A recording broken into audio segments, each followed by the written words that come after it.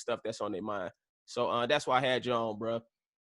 Thank you, man. Appreciate you having me. First off, I want to get into like the foundation, like where did you grow up and when did comedy come into play for you?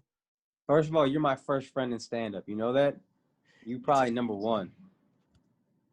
You probably number one, bro. I started I grew up in Dallas, Texas, southern town. And at some point, I think I realized, honestly, just being funny was a way to be liked. And I realized I could do it. And I don't remember. I think I got made fun of like a little bit as a kid. Nothing crazy, but my brother was just like, why do you not make fun of people back? And I was like, oh, I didn't even know that was a possibility. And then I started doing it, and I was pretty good at it because I went to school with white kids.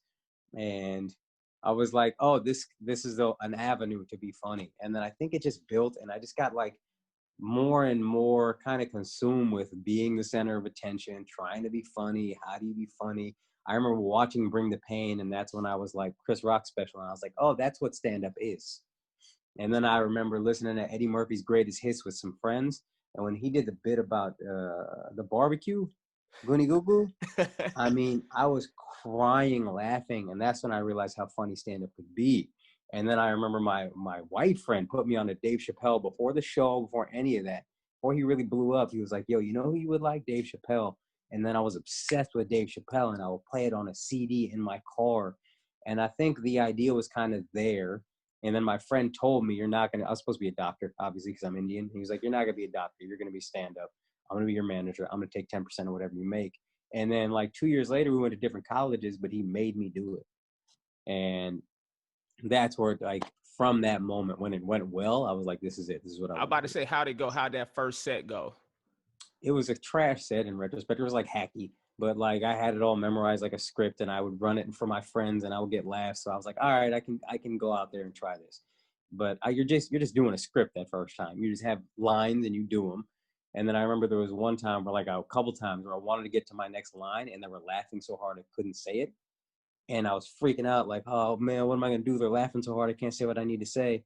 And then I was like, oh, in the back of my mind, I was like, oh shit, they're laughing so hard I can't even say anything. Right, I won. That was the coolest feeling I've ever had to this day. I'll never forget that. I was like, oh, whoa. And that's when I knew. I didn't admit it for like 5 more years after, but that's when I knew. What did your parents say when you told them you wasn't going to be a doctor and you wanted to get into stand-up? My dad said, you're an idiot, but I can't tell you what to do. I graduated college. And then my mom said, I go, because I was like, I was going to go to LA for a year. And if it worked out, great. And if it didn't, I'll go try to apply to med school or whatever. But my mom was like, go, because I would rather you know, even if you can't do it, than wonder for the rest of your life, which I thought was great. Absolutely. So when she said that, I was like, let's go. Let me tell you another reason why I have you on the podcast, because, you know, anybody that's of the culture recognizes that he's wearing a Hillman hoodie. And Hillman was the name of a college on a TV show.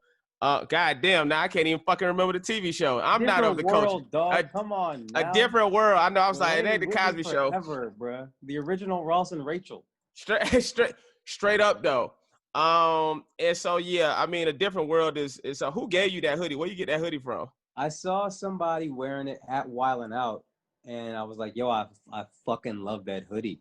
And he was like, oh, I'll send you one. This is my company. So Hillman Shirts, I think is what it's called.